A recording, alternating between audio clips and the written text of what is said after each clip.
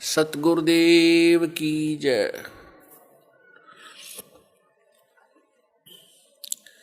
सर्वसंगत से प्रार्थना है, सत्संग प्रारंभ हो रहा है। कृपया सत्संग स्थल पर शांतिपूर्वक विराजमान होकर के श्रद्धा से सत्संग सुने।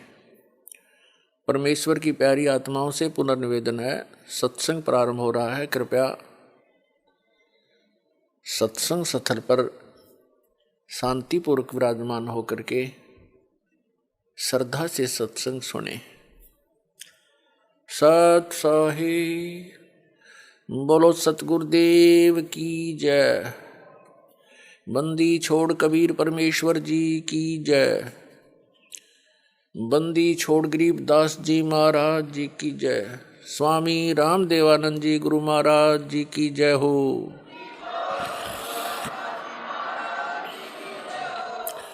गरीब नमो नमो सतपुरुष को नमस्कार, गुरु की नहीं। सुर नर मुनि जन साधुआं संतों सर्वस दी नहीं। सतगुरु साहेब संत सब डंडो तम प्रणाम। आगे पीछे मध्य हुए तिनको जा कुर्बान। नराकार निर्विषम काल जाल भय भंजनम। निर्लेपम निज निर्गुणम अकल अनुपवेशंदनम। सोहम सुरति समापतम सकल समाना निर्तल। उज्ज्वल हिरंबर हरदमम बेपरवा अथाह वार पार नहीं मध्यतम। ग्रीब जो सुमर सिद्ध होई गणनायक गलता ना। करो अनुग्रह सोई पारस पद परवाना। आदि गणेश मनाऊं गणनायक देवन देवा। चरण कमल लो लाऊं आदंत करूं सेवा। परम शक्ति संगीतम रिद्धि सिद्धि दाता सोई। अवगत गुण अतीतम सत्य पुरुष निर्मोही। जगदम्बा जगदीशम मंगल रूप मुरारी। तन मन अर्पों शीसम भक्ति मुक्ति भंडारी। सुर नर मुनि जन ध्यावे ब्रह्मा विष्णु महेशा। शेष सहस मुख गावे पूजय आदि गणेशा। इंद्र कुबेर सरीखा वरुण धर्म राय ध्यावे। समर्थ जीवन जी का मन इच्छा फल पावे। 33 कोटि आधारा ध्यावे सैंस 88। उतरे बहुजल पारा कट है यम की फांसी। 33 कोटि आधारा ध्यावे सैंस 88। उतरे बहुजल पारा कट है यम की फांसी। कर जोरूं विनती करूं धरूं चरण पर शीस। गुरु जी राम देवानंद जी महाराज ने दियो नाम बख्शीश। कोटि कोटि सिजदा करूं कोटि कोटि प्रणाम। चरण कमल में राखियो मैं बंदी जाम गुलाम। कुत्ता हूँ गुरुदेव का रामपाल दास का नाम। गले प्रेम की जेवड़ी जहाँ खेचो वहाँ जाऊं मैं। तो करो तो बावड़ू दूर दूर करो तो जाऊं। जो राखो त्यों ही रहूं जो देवो सो खाऊं।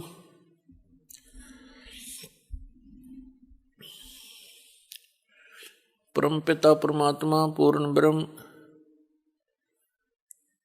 सर्व सृष्टि रचनहार कबीर परमेश्वर जी की असीम कृपा से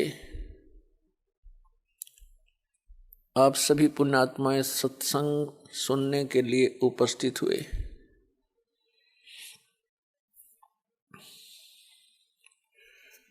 कबीर परमेश्वर जी हम सभी आत्माओं के पिता हैं, जनक हैं, उत्पत्ति करता है। हम अपनी गलती के कारण इस काल के लोक में फंस गए। अनजानपने में हमने भयंकर भूल कर दी,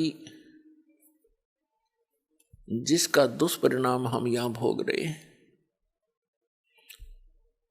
हम इतनी गंदी जिंदगी जी रहे होते हैं, मनुष्य जीवन में भी हम महाकष्टों को झेलते हुए आगे बढ़ रहे होते हैं।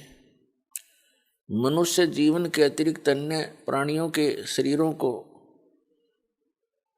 देखने से ही पता चल जाता है वो कितने कष्ट को झेल रहे हैं।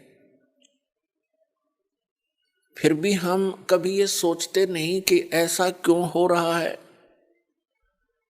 कभी किसी के यहाँ कोई घटना घट जाती है, कोई व्यक्ति की मृत्यु हो जाती है, उस समय उस परिवार के अंदर जो कहर टूटता है, हाहाकार मच जाती है, पागलों की तरह टक्कर मारते हैं उसके वियोग में।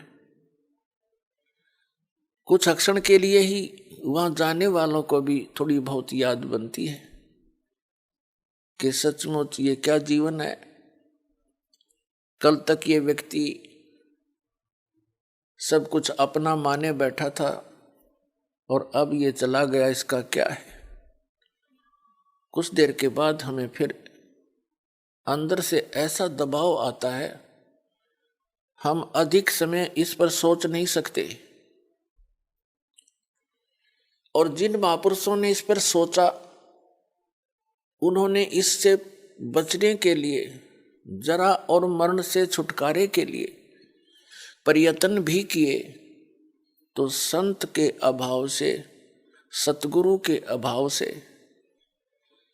तत्वज्ञान के अभाव से उन्होंने घर भी त्याग दिए, जंगल के अंदर घास फूस खाकर भी निर्वाह किया।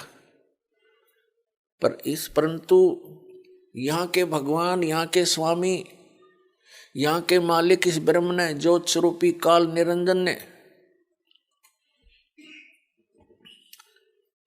उनको रास्ता नहीं दिया। घर त्याग कर जंगल में चले गए, गलत साधनाएं करते रहे, सिद्धियां प्राप्त हो गई। सिद्धियां प्राप्त हो जाने से वो प्राणी फिर किसी को बद्दुआ देता है, उसका भी प्रभाव स्पष्ट नजर आता है। किसी को आशीर्वाद देता है, वो भी फल जाता है। जिस कारण से वो व्यक्ति इन सिद्धियों को प्राप्त करके प्रभु बन बैठता है, प्रभु प्राप्ति का रास्ता भूल जाता है।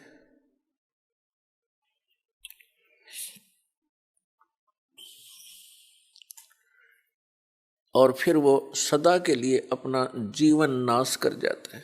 पुण्यात्माओं, आपका सौभाग्य है कि आपको वो मार्ग, वो अध्यात्म ज्ञान प्राप्त हो रहा है जो आज तक कुछ महापुरुषों को छोड़कर किसी को प्राप्त नहीं हुआ। पुण्यात्माओं, परमात्मा प्राप्ति की लगन इस आत्मा को उसी समय लग गई थी जब वो भगवान से दूर हुए थे, क्योंकि जो सुख हमें सतलोक के अंदर था वो नहीं रहा, और हम फिर उस सुख की नकल यहां इस काल के लोक में खोज रहे हैं, उसकी नकल कर रहे हैं। निर्धन सोचता है धनवान सुखी, धनवान सोचते हैं राजा सुखी। ना राजा सुखी, ना धनवान सुखी, और निर्धन तो सुखी होगा कैसे, जब तक साधना नहीं, किसी के पास सत साधना नहीं है। राजा लोग सोचते हैं कि सुख तो ऊपर के लोकों में, स्वर्ग में होगा, इंद्र को होगा। इंद्र महादुखी, स्वर्ग का राजा इंद्र कहलाता है। परमेश्वर कबीर जी ने आकर बताया है कि बच्चों,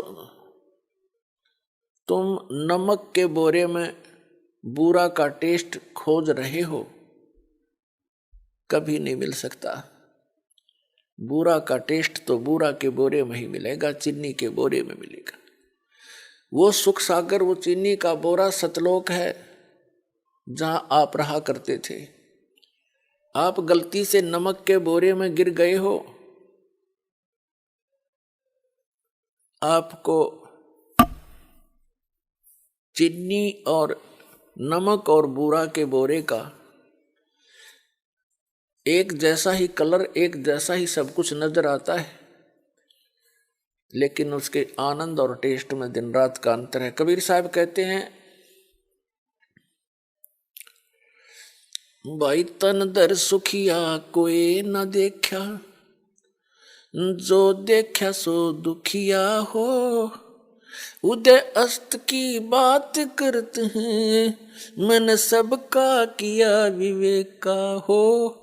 सबका किया विवेका हो। तंदर सुखिया कोई न देखा, जो देखा सो दुखिया हो।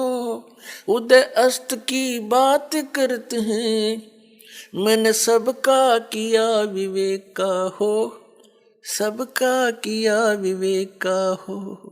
भाई घाटे बाधे सब जग दुखिया, के गृहस्थी बैरागी हो। घाटे बाधे सब जग दुखिया, के गृहस्थी बैरागी हो। सुख देव ने दुख के डर से, गर्भ में माया त्यागी हो। गर्भ में माया त्यागी हो। तंदर सुखिया कोई न देखा, जो देखा सो दुखिया हो। उदय अस्त की बात करते हैं, मन सबका किया विवेका हो। सबका किया विवेका हो। जंगम दुखिया योगी दुखिया, तपस्वी को दुख दूना हो। भाई जंगम दुखिया, जोगी ही दुखिया, तपस्वी को दुख दूना हो। आशा तृष्णा सब में व्यापे, कोई महल न सुना हो। कोई महल न सुना हो। तंदर सुखिया जो देखा सो दुखिया हो। उदय अस्त की बात करते हैं, मन सबका किया विवेका हो। सबका किया विवेका हो। भाई साच कहूं तो यो जग ना माने, पर झूठ कही ना जाई हो। साच कहूं तो जग ना माने, पर झूठ कही ना जाई हो। ये ब्रह्मा विष्णु शिव जी दुखिया, जिन ये राह चलाई हो। जिन ये राह चलाई हो। तंदर सुखिया कोई न देखा, जो देखा सो दुखिया हो। उदय अस्त की बात करते हैं, मन सबका कियो विवेका हो। सबका किया विवेका हो। भाई सुरपति दुखिया भूपति दुखिया, रंक दुखी बपरीती हो। सुरपति दुखिया भूपति दुखिया, रंक दुखी बपरीती हो।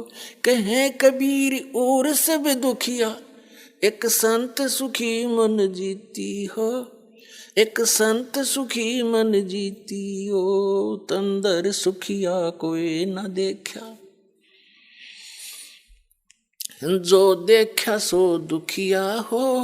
उदय अस्त की बात करते हैं, मन सबका किया विवेका हो।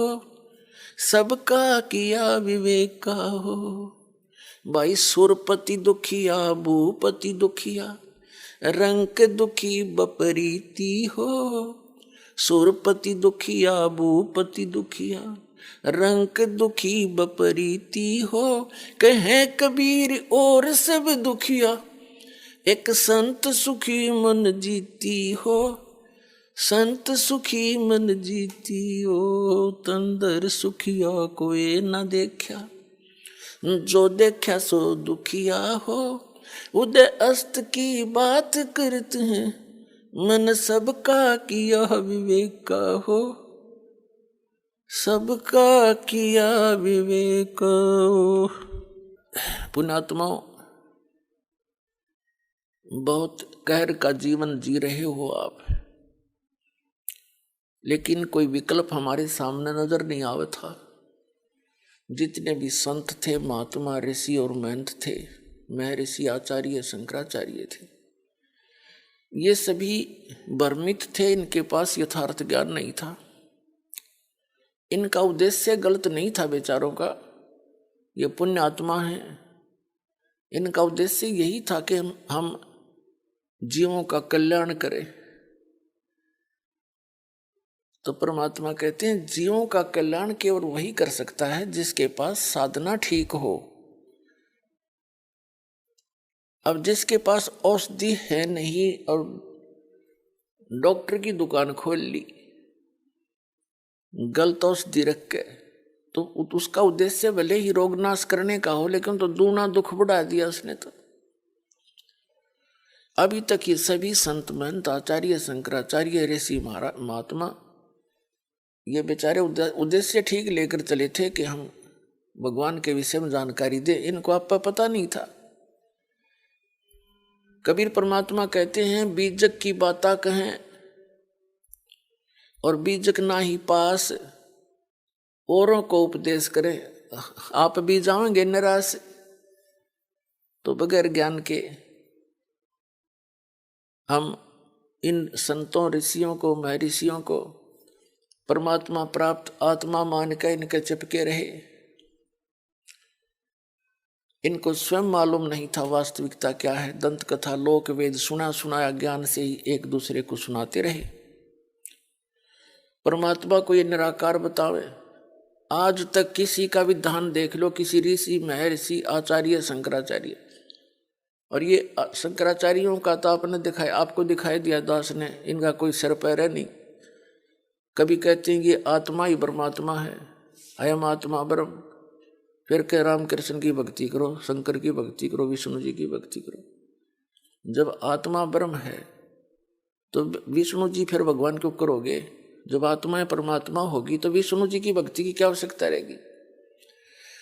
इसके विषय में सूक्ष्म वेद में कहा कि माला घाल हुए हैं मुक्ता, गल में माला पैर कई न सोचा हम महात्मा बन गए। कहते हैं सटदल उवा बाई बकदा, ये उवा बाई बक रहे थे। किसी भी संत पंथ के विचार देख ले, दास ने आपके रूबरू कर दिए और सभी परमात्मा को निराकार बताते। सतलोक को जो सतलोक की महिमा गाते हैं वो कहते हैं वहां प्रकाश ही प्रकाश है, कुछ है ही नहीं। तो ये संत उद्देश्य लेकर चले थे कि हम ज्ञान सुनावा, जीव को मुक्ति दिलावें, लेकिन काल के जाल में गहरे फंसा गई है।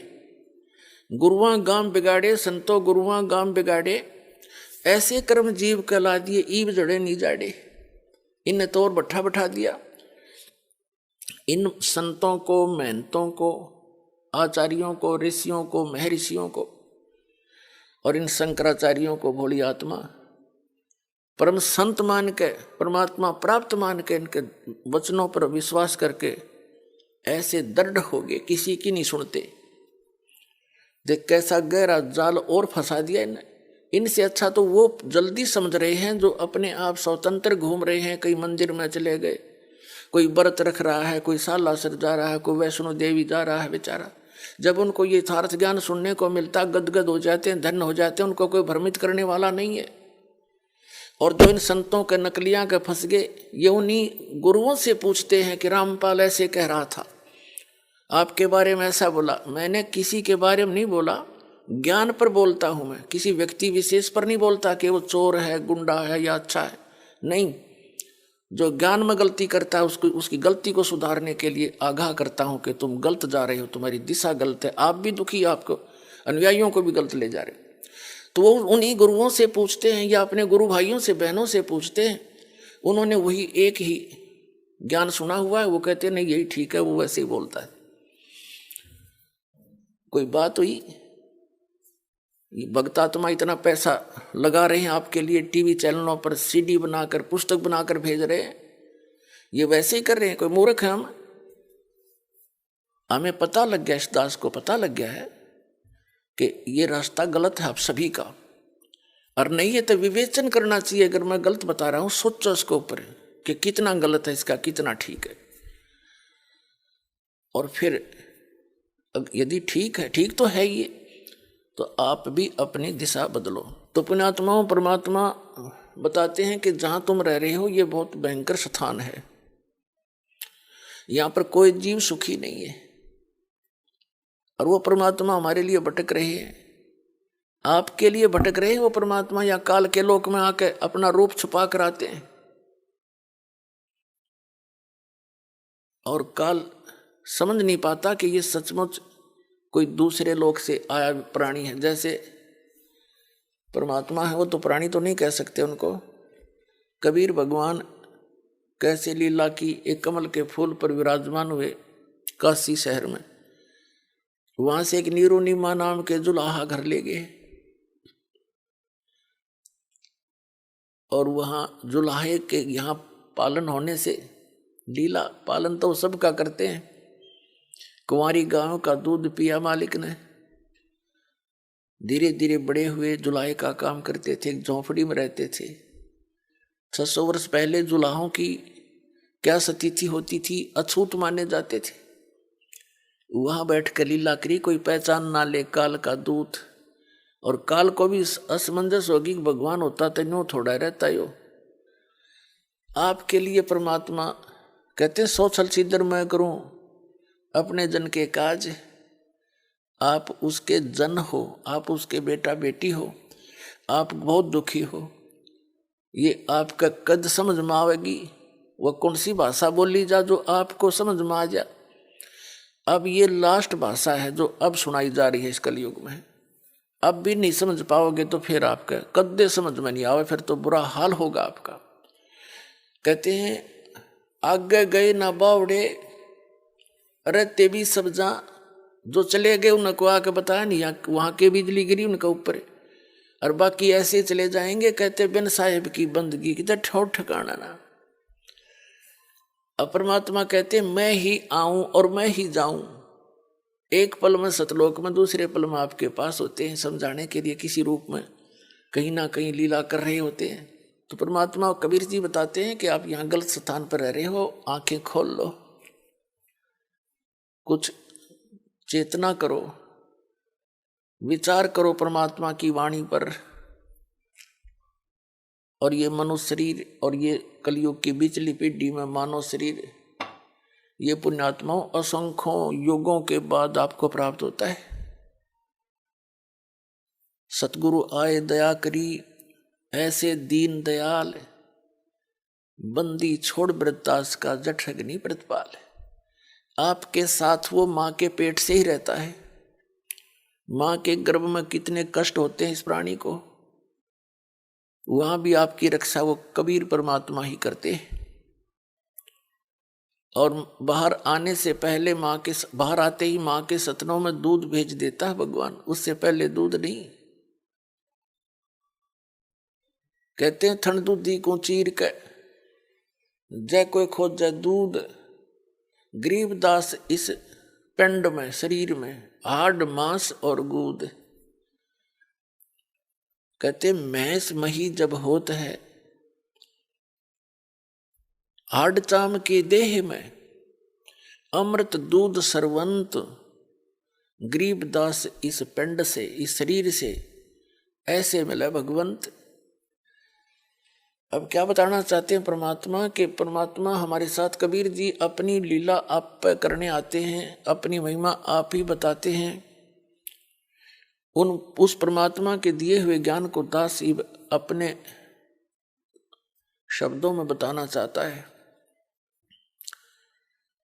उन्होंने क्या बताने की चेष्टा की है कि तुम जहां रह रहे हो ये लोग ठीक नहीं। तन धर सुखिया कोई न देखा, जो देखा सो दुखिया हो। उदय अस्त की बात करे, मैंने सबका किया विवेक। कहते हैं घाटे बाद सब जग दुखिया, जिसको हानि होगी वो भी दुखी, और जिसने लाभ हो गया वो भी दुखी। वो कैसे दुखी? मान लीजिए उसके पास 4-5-10 लाख रुपए सेविंग होगी कहीं से, अच्छा बड़ा बिजनेसमैन है, तो वो 50 लाख का और अन्य प्रोजेक्ट ला बैठेगा। 10 लाख तो अपने, 40 लाख लोन है। फिर उसमें हो जाए कोई गड़बड़े, माथे पे हाथ लाकर बैठ जा, रात में नींद आवे नहीं, कर्जे वाले पीछे पीछे वो छुपता फिरे। तो यहाँ कहते हैं घाटे बाद सब जग दुखिया, के गृहस्थी बैरागी हो। अब गृहस्थी तो दुखी है ही, घाटे हानि और लाभ से। बैरागी जो बाहर चले गए, घर छोड़कर जंगल में चले गए, वहां जाकर उसने फिर सारा जुगाड़ फिर जोड़ना पड़ा, झोंपड़ी गालनी पड़े, रोटी भी खाने के लिए जुगाड़ जोड़ना पड़े, मांग के लावे नगरी में तो वहां बनावर खावे, जो का तो फिर हो गया। कदे भिक्षा ना मिले तो सारी रात भूखा काटे, भक्ति तो होली भूखा याद रहे फिर उसका। तो परमात्मा कहते हैं इस मन की सारी उल्टी बाण है, उल्टी आदत है। अब ये साधना है जो दास ने आपको बताई, जो भगवान ने आके बताई। नाम उठत ना हम बैठत, नाम सोवत खा जागबे, नाम खाते नाम पीते, नाम से ती लागबे। ये साधना है। किसी भी सदग्रंथ में देख लो, महापुरुषों ने जिन्होंने भगवान पाया उनके इतिहास, उनकी वाणी में देखो, अपने दैनिक कार्य को करते हुए आप परमात्मा प्राप्ति कर सकते हैं। समय पर रोटी खाओ, समय पर आपको सारी व्यवस्था घर पे उपलब्ध होती है, भक्ति करो। जंगल में जाने से, केवल वहां बैठ जाने मात्र से भक्ति परमात्मा प्राप्ति नहीं होती, इस सत्य भक्ति से परमात्मा प्राप्ति होगी। उसने चाहे जंगल में बैठ के कर लो, चाहे घर में कर लो। ये साधना जो दास बता रहा है, इससे मोक्ष होगा। तो क्या बताते हैं परमात्मा के, जंगम दुखिया जोगी दुखिया, तपस्वी को दुख दूना हो, और आशा तृष्णा सब में व्यापे, कोई मैल ना सुनना हो। यानी सबके अंदर ये आशा तृष्णा घर किए हुए है। जैसे तपस्वी को दुख दूना क्यों होता है कि पहले तो सारा जीवन कष्ट उठावे, तपस्या कर करके शरीर के साथ संघर्ष करता है, अगले जन्म में वो राजा हो जाता है। तप से राज मदमानम, जन्म तीसरे शुक्र समानम। पहले तो उसने भक्ति समय में, भक्ति काल के अंदर कष्ट उठाया, फिर राजा बन गया। राजा आप जी ने सुखी दिखाई देता, वो सपने में सुख नहीं राजा को। क्योंकि कबीर साहब कहते हैं झूठे सुख को सुख कहे, ये मान रहा मनमोद, ये सकल जबीना काल का, कुछ मुख में कुछ गोद। राजा को सुख नहीं है, या भूल मत करना। लेकिन हम अज्ञानता के कारण इन राजाओं के पीछे भागते रहे।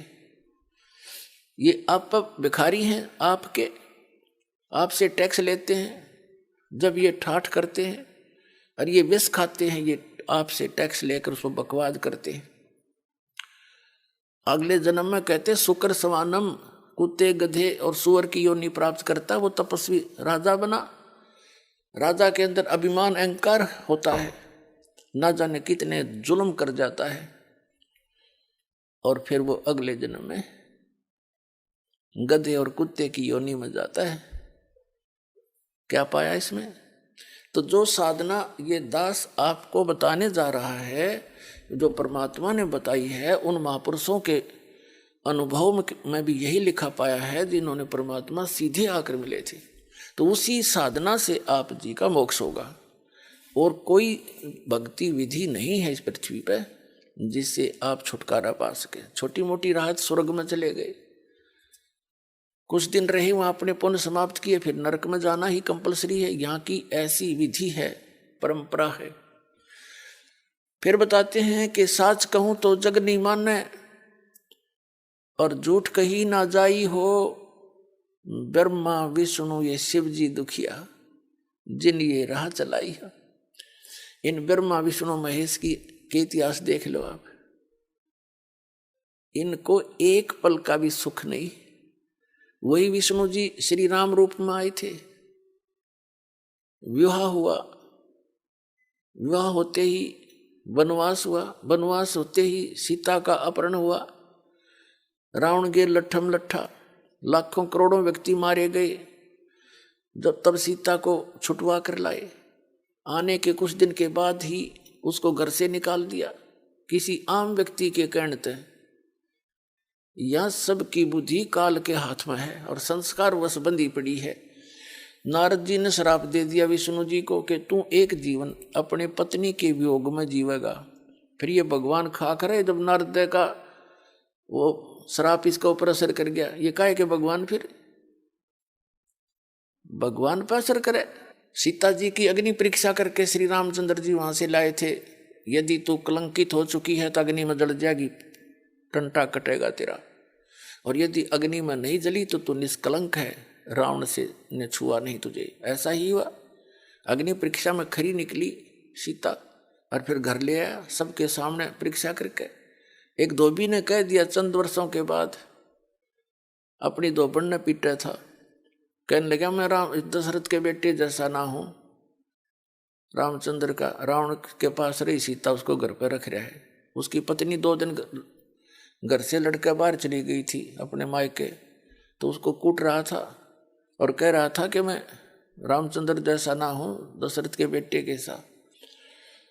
कि 10-12 वर्ष रावण की पास रही, फिर घर पर रख ली, जब भेज दूंगा तेरे घर पर। वह बात रामचंद्र जी ने सुन ली। इस बात पर सीता काट दी, लोग मेरी निंदा कर रहे हैं। संत कहते हैं लोक लाज ना कीजिए, निर्भय हो रही है। अपनी सच्चाई पर दृढ़ रहना चाहिए था, कहते जाओ लोगों का क्या कहने का, जितनी मुंह उतनी बातें। तो क्या फैसला लिया उसने, अपनी गर्भवती पत्नी को घर से निकाल दिया और उस नाम पूजे। आप पर सुखी नहीं हो राम, जिसकी पत्नी बालक कहीं पर किसी ऋषि के यहाँ आश्रम में पल रहे हैं और वो राजा बना बैठा है, सपने में भी सुख नहीं उस व्यक्ति को, चाहे कितनी बात बनावे। फिर वही श्री कृष्ण रूप में आए विष्णु जी। श्री कृष्ण जी का इतिहास देख लो, लट्ठम लट्ठा, जेल में जन्म हुआ, मामा शत्रु हो गया, कभी जरासंध कभी शिशुपाल, रोज झगड़े रहे।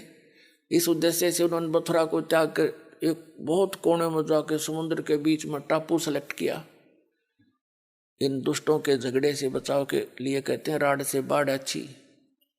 वहां रहने लगे। उसके वहां क्या दुख हुआ, उनके सामने पूरे यादव कुल 56 करोड़ उनकी जनसंख्या हो चुकी थी, श्री कृष्ण जी के वंशजों की, कुल वालों की। अब पर लड़का मर गए, दुर्वासा ने श्राप दे दिया, श्री कृष्ण तक ही मारे गए, सारे 56 करोड़ यादव कटका मर गए आपस में लड़के। तो पता क्या संरक्षण दिया श्री कृष्ण जी ने उनको। तो परमात्मा कहते हैं साच कहूं तो जग नहीं माने, और झूठ कही ना जाई हो, ये ब्रह्मा विष्णु शिव जी दुखिया, जिन ये राह चलाई हो। श्री देवी भागवत महापुराण के अंदर प्रथम स्कंद में ब्रह्मा जी पूछ रहे विष्णु जी से कि आप भी तपस्या कर रहे हो, मुझे बड़ा हैरानी है, आप तो भगवान हो, ये हो, विश्व पालक हो, सब देवों के देव हो।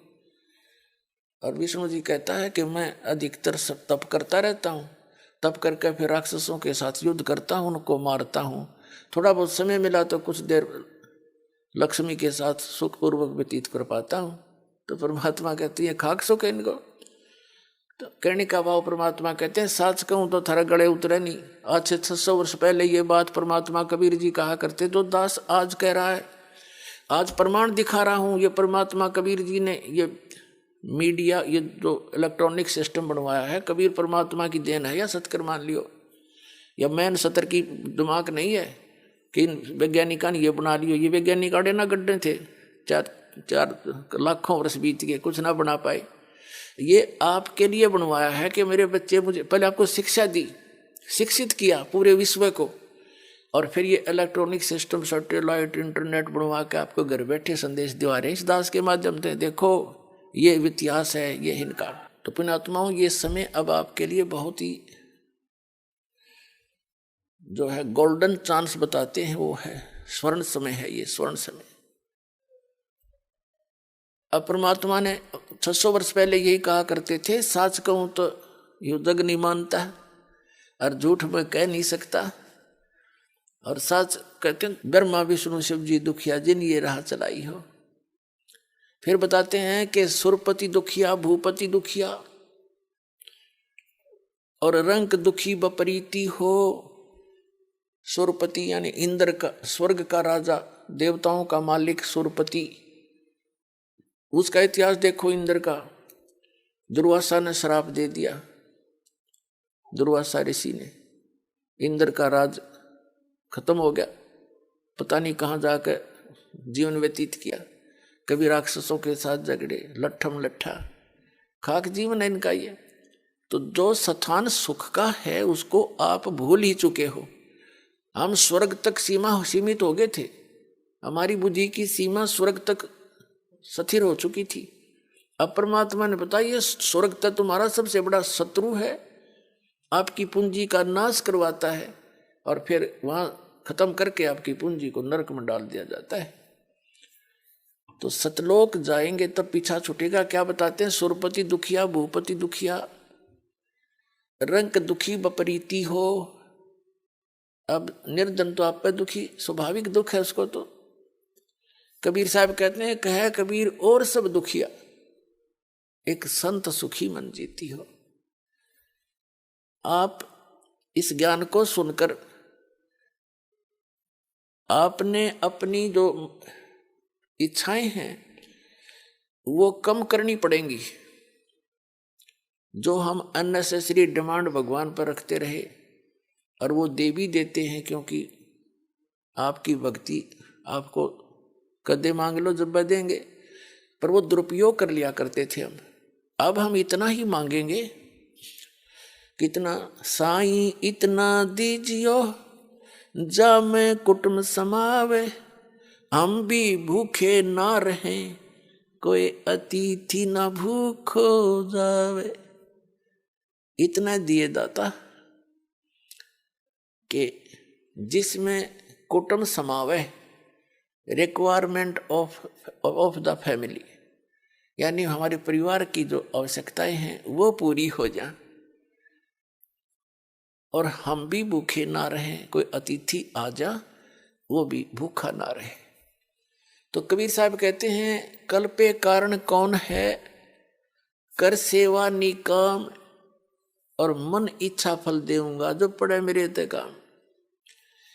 कबीर साहब कहते हैं, तू ऐसे बेमतलब की कल्पनाएं, ये चिंताएं करने से कोई लाभ नहीं। मैं जो साधना विधि बताता हूं उस भक्ति को करो, ऐसे मर्यादा में रहो,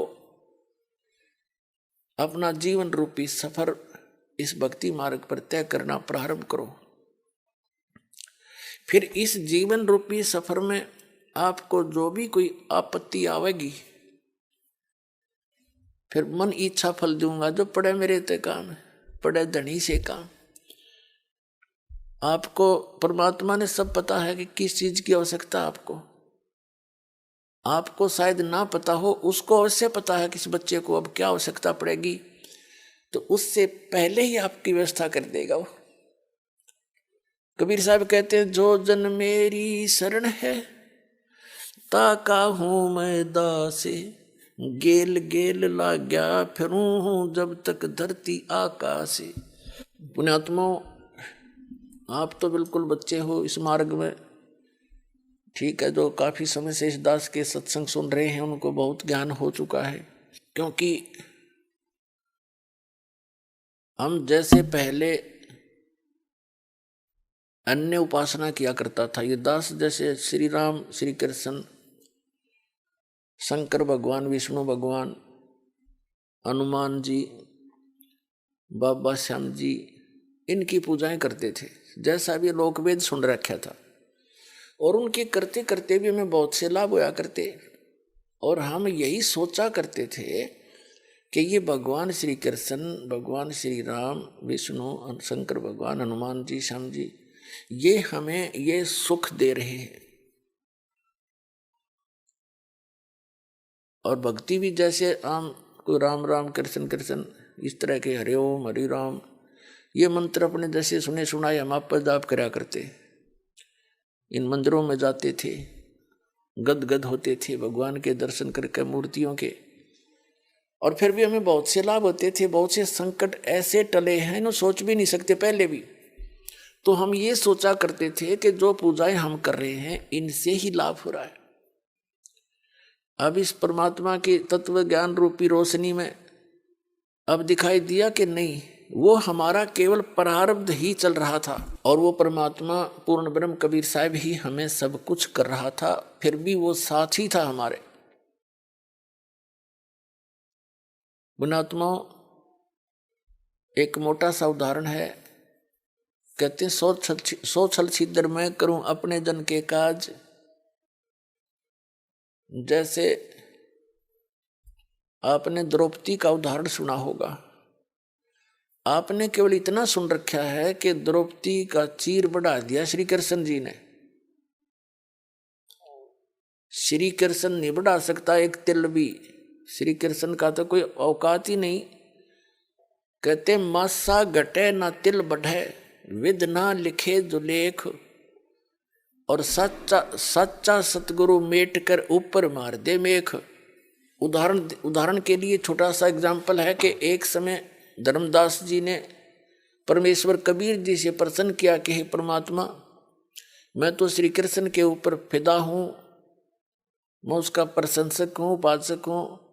उन्होंने राजा मोर ध्वज के पुत्र ताम्र ध्वज को आरे से 2 फाड़ करवा कर चिरवा कर, वो मर गया था, उसको फिर जीवित कर दिया।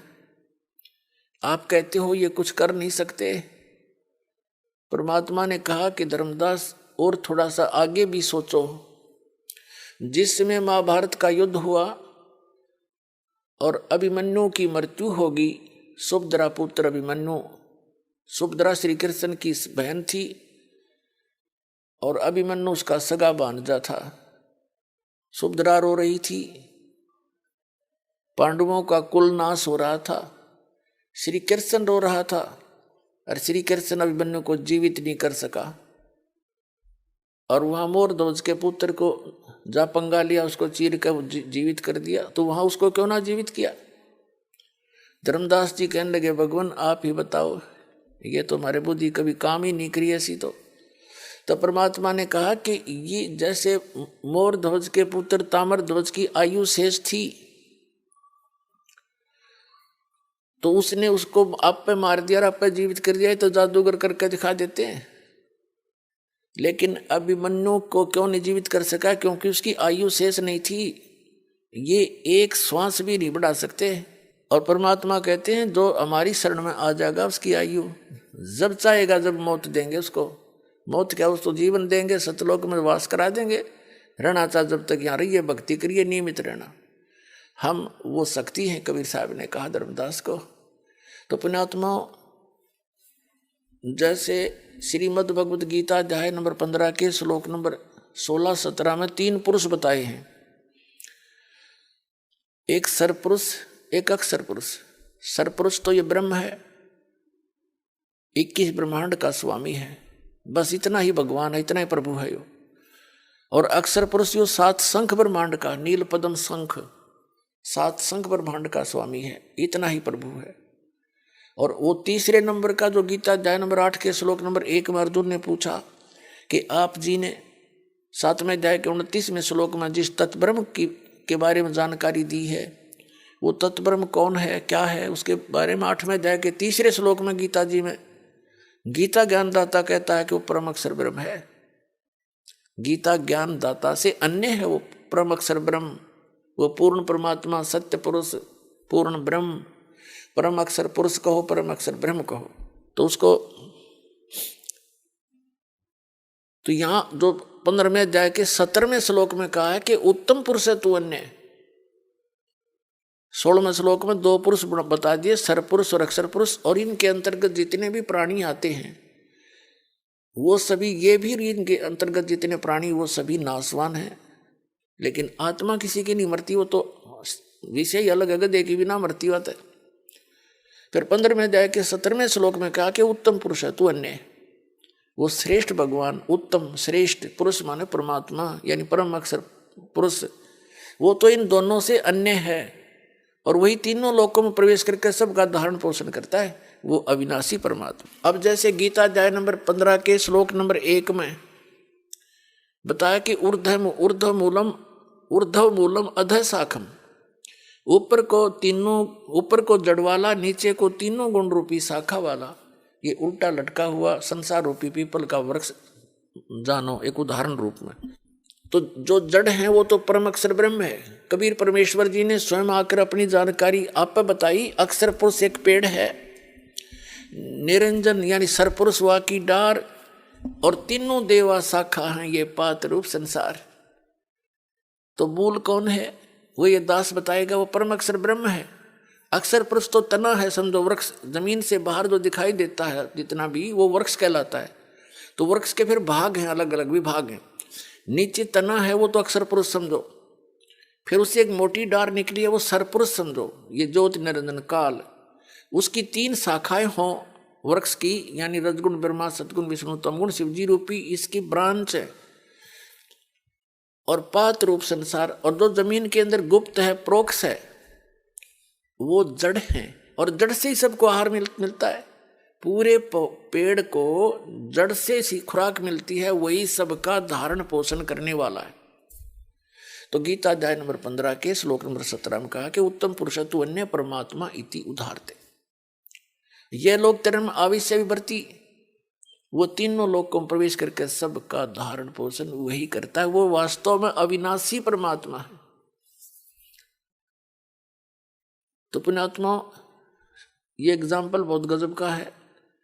उल्टे लटके हुए संसार रूपी वृक्ष का जड़ से ही पूरे विश्व को, यानी पूर्ण परमात्मा से ही पूरे विश्व को सब कुछ मिल रहा है। जो भी आपका वर्क डन है वो भी वहीं से मिल रहा है। अब जैसे कोई नौकरी करता है गवर्नमेंट की, वहां उसने दिहाड़ी करी, उसकी तनख्वाह बनी, कैशियर के पास आ गई, ट्रेजरी में आ गई, उसने दे दी उठा के, आपका वर्क डन था। अगर आपने नौकरी ना कर रखी हो, हाजिरी ना लग रही हो, तो कैशियर ना दे चवन्नी। तो ये भगवान तो कैशियर समझ लो, ब्रह्मा विष्णु महेश्वर उस परम पिता के। अब जैसे द्रौपदी का उदाहरण आपने सुना, परमात्मा जानी जान है, उसको पता है मेरे बच्चों पर कहाँ आपत्ति ये काल डाल देगा। ये तो समझ नहीं पा रहे, बालक हैं। परमात्मा ने ऐसी लीला करी, द्रौपदी प्रतिदिन स्नान करने के लिए, जब वो कंवारी थी अपने पिता के घर पे थी, स्नान करने के लिए गंगा पर जाया करती थी। वहां उसके पिता द्रौपद ने, राजा द्रौपद ने एक घाट बनवा रखा था, लेडीज घाट, स्नान के लिए अलग से व्यवस्था करके। एक अंधा महात्मा, पुण्यात्मा आपके बहुत देर तक समझ में आओगे परमात्मा आपके लिए कैसे भटक रहा है। और हम तो बालक हैं, या कोई नशा कर रहा है, उसको उसके लेखे कोई घूमने जाओ उसके आसपास, उसको पता ही नहीं। तो काल की भांग पी रखी हमने। कबीर साहब कहते हैं, कबीर ये माया अटपटी और सब गट आण अड़ी, किस किस न समझाऊं या कुआ भांग पड़ी। एक एक ने समझाना पड़ता है। जब जाकर 3 महीना में नशा उतरा इस ज्ञान को सुनने पीछे, करो सचमुच या तो बात तो कुछ और है।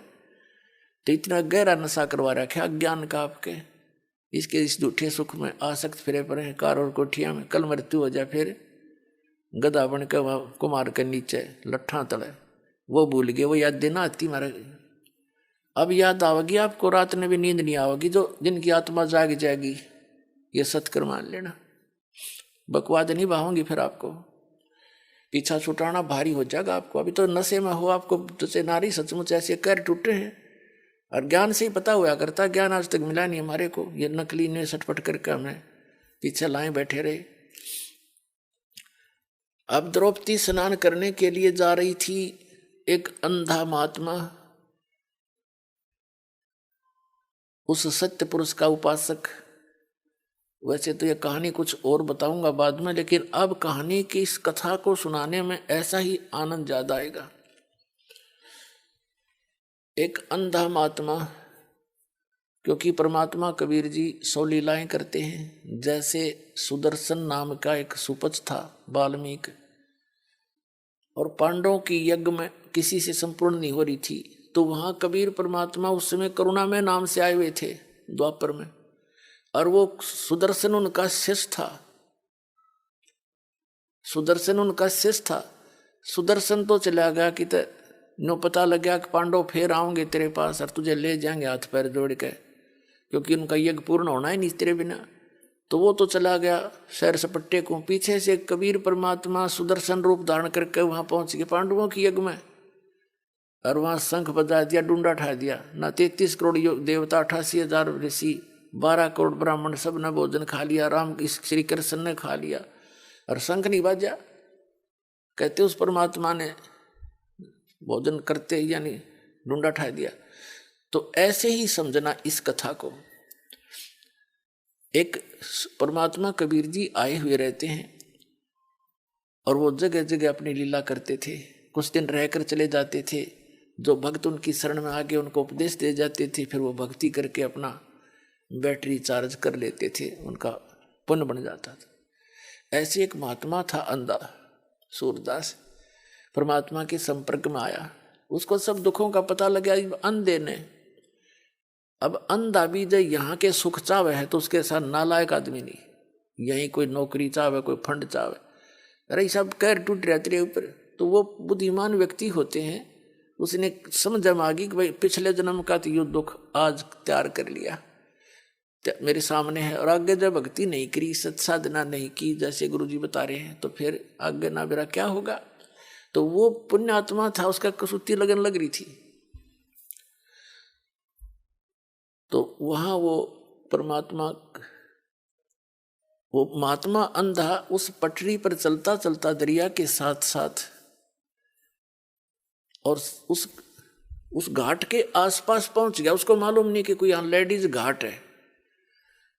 जिधर पानी आ रहा था घाट से आगे को दरिया का पानी बह रहा था डाउन स्ट्रीम में, उससे 100-200 फुट की दूरी पे उसने सोचा स्नान कर लेता हूं। धीरे धीरे दरिया में उतर गया और वहां स्नान करने लगा। तन पर केवल एक लंगोट था उसके, और कोई कपड़ा शेष नहीं था उस समय। अपनी कुटिया झोपड़ी में और होंगे वहां कुछ नहीं था। तो उसने जब ऐसे मलमल कर नहा रहा था तो उसका लंगोट का रस्सी टूट गई, वो नाड़ा टूट गया और वो नी वस्त्र हो गया, वो बह गया जल में। उधर से लड़कियां आ रही थी स्नान करने के लिए, आपस में बातें करती हुई, क्योंकि सैकड़ों की संख्या में सहेली आती थी द्रौपदी के साथ में। तो दूर से आवाज सुन गई उसने कि कोई बेबे बहन आ रही हैं लड़कियां, और अवश्य यहाँ कोई जनाना घाट होगा। तो गलत आ गया, और उधर से यह स्थिति होगी उसकी। वो तो एकदम गहरे पानी में चला गया, शर्म का मारा, इतने पानी। और ऐसे ऐसे हाथ मारने लगा।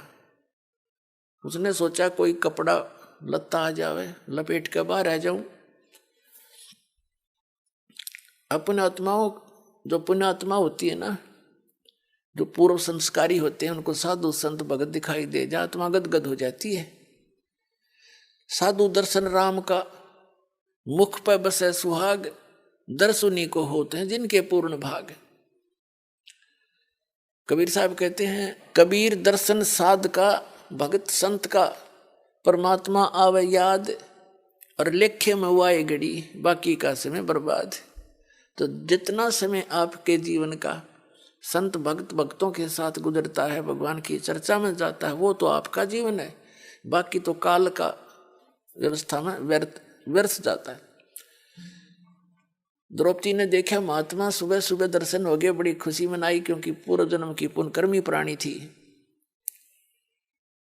उसने सोचा साधु भी नहा रहा है, हम भी पहले स्नान कर लेती हैं, स्नान करके फिर महात्मा से भगवान की चर्चा सुनेंगे।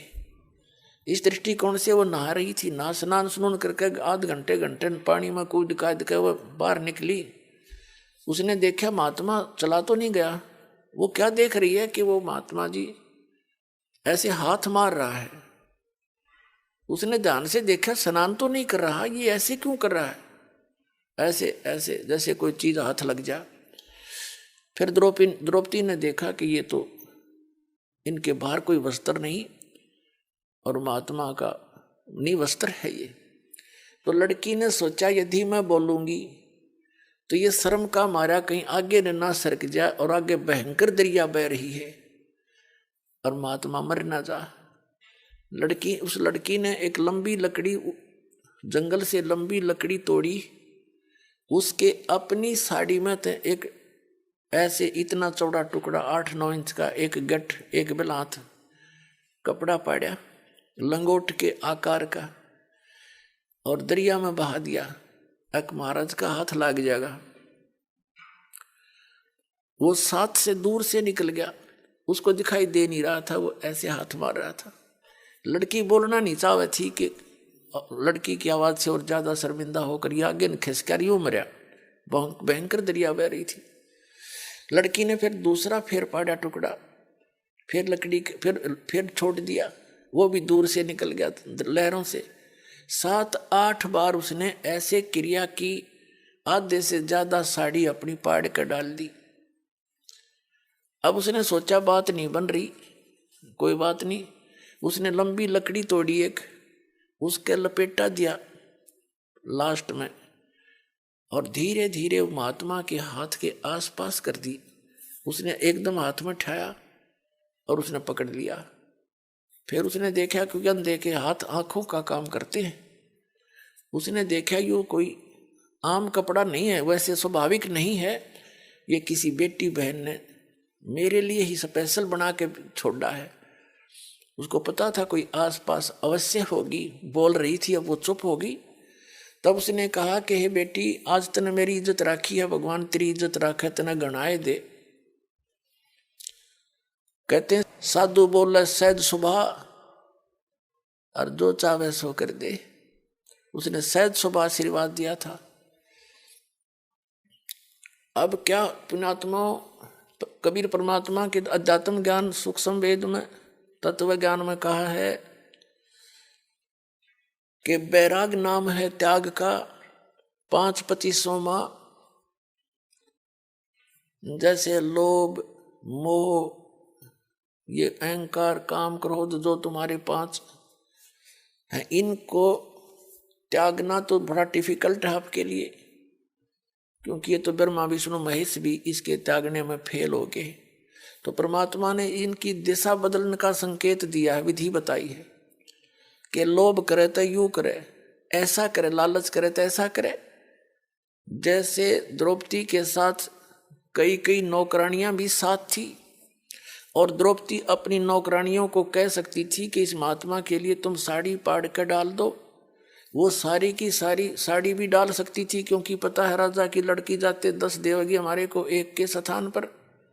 लेकिन द्रौपदी को पता था कि मैं रोटी खाऊंगी मेरा पेट भरेगा, मैं कोई दान धर्म करूंगी तो मुझे मिलेगा। तो उसने दूसरे को चांस नहीं दिया, इतनी विवेक था उसके अंदर, अपना आप क्रेडिट लिया उसका। अपनी साड़ी, राजा की लड़की की साड़ी कितनी सुंदर होगी, विचार करके देख लो। हम भी अपने बेटा और बेटियों को अपनी आवश्यकता से अधिक सुंदर कपड़े पहनाने की चेष्टा करते, कीमती से कीमती, आपसे हम खंतर का पहरे। राजा की लड़की कैसा साड़ी पहन के गई होगी, कितनी कीमत होगी, पर उस लड़की ने एक नहीं देखा। उसने महात्मा दिखाई देता कि इसका संकट निवारण हो किसी तरह। तो इसको कहते हैं लालच करे तो ऐसा करे, इधर बदल लो इस सारे ने। और जैसे गुस्सा उठे तो माला ले ले हाथ में, अगले मन देखा तो किसा ताकतवर है, सुमन कर कितना करेगा, 2 मिनट में सेट हो जाएगी गुस्सा फिर। तो इस तरह हमने इसको सेट करना। अब बातें उस समय तो आई गई हुई। फिर द्रौपदी का विवाह हो गया अर्जुन के साथ।